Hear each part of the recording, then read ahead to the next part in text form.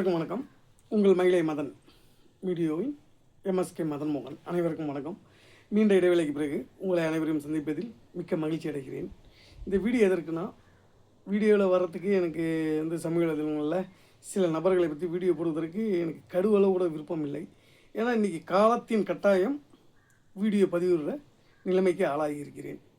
நேற்று நான் மயிலாடுதுறை வட்டார போக்குவரத்து அலுவலகத்திற்கு நான் செய்தி சேகரிக்கிறதுக்காக சென்றிருந்தேன். அப்பொழுது நேத்தி ஸ்கூல் வேன் அதில் நேத்தி தகுதி சான்று வழங்கப்பட்ட வாகனங்களில் அனைத்து வாகனங்களிலும் எமர்ஜென்சி டோர் அவசர கால கதவு என்பது நல்ல நிலைமையில் இல்லை.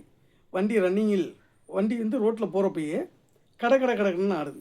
அதுக்கு தகுதி சான்று வழங்கியவர் தான் நமது வட்டார போக்குவரத்து ஆய்வாளர் ராம்குமார்.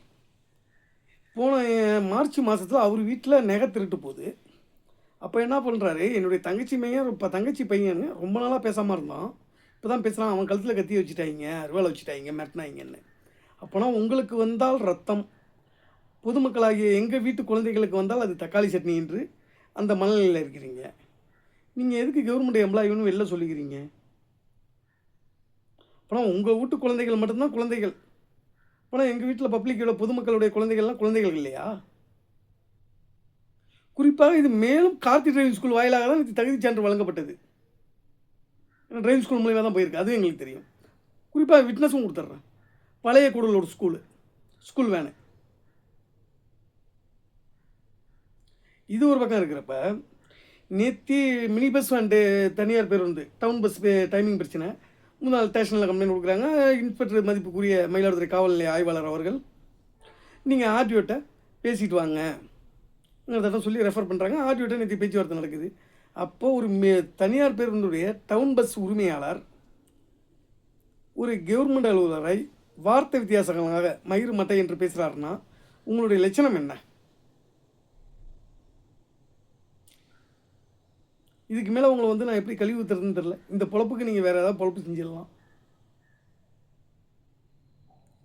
இல்லை, நீங்களாம் எப்போ தான் திருந்த போகிறீங்க? கவர்மெண்ட்டில் சம்பளம் வாங்குறீங்க, கவர்மெண்ட்டும் உங்களுக்கு சம்பளம் கொடுக்குது கை நிறையா.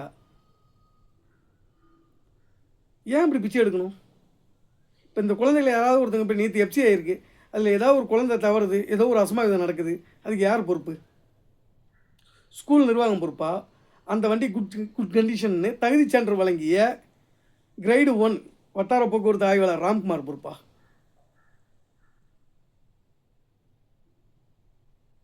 இது யார் பதில் சொல்கிறது? அப்புறம் உன் வீட்டு பிள்ளைக்கு ஆச்சுன்னா மட்டும் உனக்கு உங்களுக்கு வந்தால் ரத்தம். அப்புறம் என் வீட்டு பிள்ளைக்கு ஆகுதுன்னா தக்காளி சட்னியா?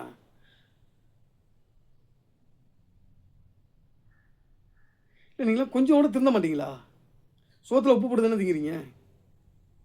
இதோட உங்களுக்கு கேவலமாக பேசுறதுன்னா எனக்கு தெரியல. நன்றி, வணக்கம். மீண்டும் அடுத்த வீடியோவில் வருகிறேன்.